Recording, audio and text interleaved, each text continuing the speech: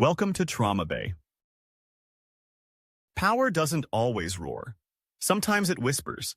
And in the hands of women, that power often comes not in the form of domination, but in influence. Subtle, invisible, and profoundly effective.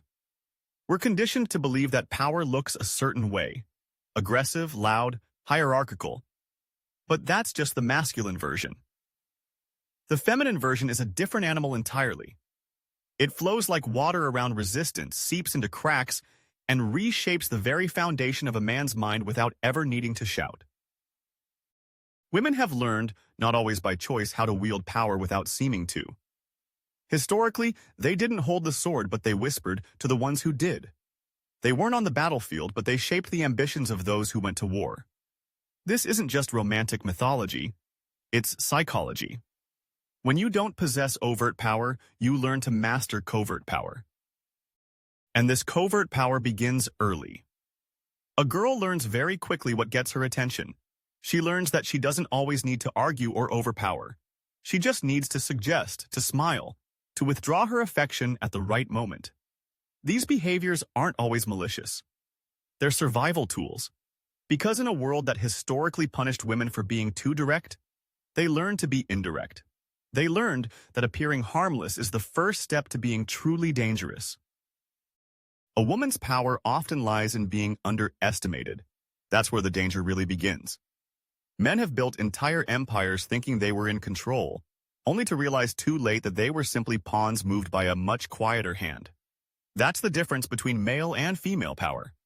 One seeks control through dominance, the other through influence. And influence lasts longer. It infects the mind. Carl Jung once said that the feminine is chaos. Not as an insult, but as an observation of the unconscious. While the masculine seeks to organize, label, and control, the feminine represents what cannot be tamed, the unpredictable, the emotional, the intuitive. And because it cannot be contained, it frightens those who crave predictability. That's where power hides, not in a title, but in the ability to shape the emotional tone of a room, to be able to make someone feel seen, and then make them desperate to feel that again. Look at relationships. Most men believe they are choosing, leading, deciding.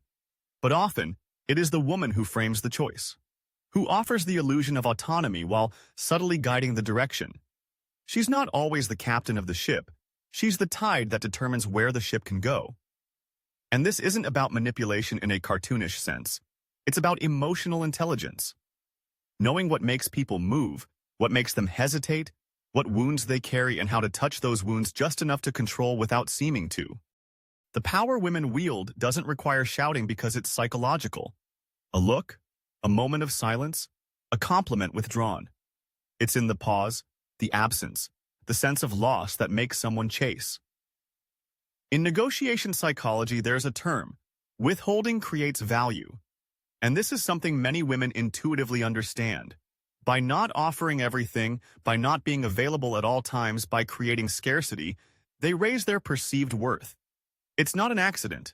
It's a strategy, even when it's unconscious. There's a darker side, too. The power to destroy reputations with a word. The ability to isolate a man emotionally until he begs for connection. The slow erosion of his confidence, masked as concern. These are the weapons of someone who doesn't need to strike. Just suggest. In the courtroom of public opinion, where emotions matter more than facts, women often hold the stronger hand, because the world instinctively protects them, believes them, and that's a form of power that cannot be underestimated. In many ways, this psychological power is more dangerous than physical dominance because it's harder to detect and harder to defend against. If someone hits you, you can point to the bruise. If someone manipulates your self-worth until you're dependent on their approval, where's the scar? And yet, the damage can last years, even a lifetime. We often talk about toxic masculinity, but rarely about toxic femininity, not because it doesn't exist, but because it hides better. It wears softer clothes. It smiles while it destroys. And most people don't even recognize it as manipulation because it's wrapped in charm. That's what makes it so effective. This isn't about painting women as villains. It's about acknowledging the complexity of power dynamics. Just as men have abused their power in overt, aggressive ways, women can abuse theirs in covert, psychological ways. And just like with men, not all women do this, but when they do, it's lethal, because we've been trained not to see it. When a woman uses her beauty, her silence, or even her tears, it's not always weakness. Sometimes it's war paint. Sometimes it's armor. Sometimes it's the beginning of a game you didn't even know you were playing. That's why understanding these dynamics is so important. Because power isn't just in who talks the loudest. It's in who makes people move without lifting a finger.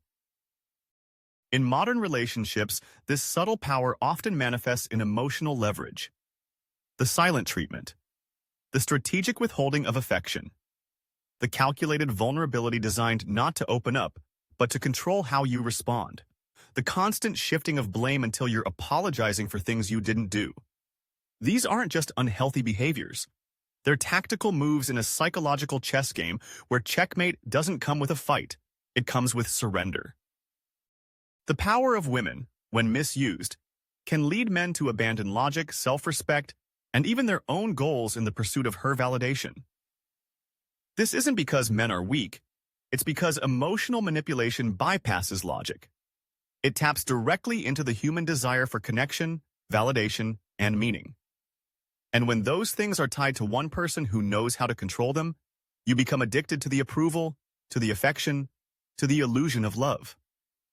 You begin to need her not because of who she is, but because of how she makes you feel about yourself. That's the power, not to love you, but to make you love yourself through her. And then, once she's withdrawn that mirror, to leave you wondering if you ever had any worth on your own. Real power doesn't just control what people do, it controls how they see themselves.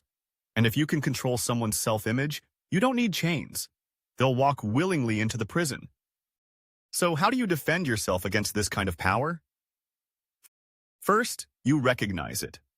You learn the difference between genuine affection and strategic behavior. You learn to separate validation from manipulation. You begin to question not just what she's doing, but why it affects you so much. And perhaps most importantly, you build your identity so it can't be hijacked by someone else's approval. When you no longer need someone to validate your worth, you become immune to this form of control. That's when the power shifts. Not through argument, not through aggression, but through self-awareness. Because once you see the game, you're no longer a piece on the board. You're a player. And that, in the end, is the only real defense against power that doesn't roar, but whispers.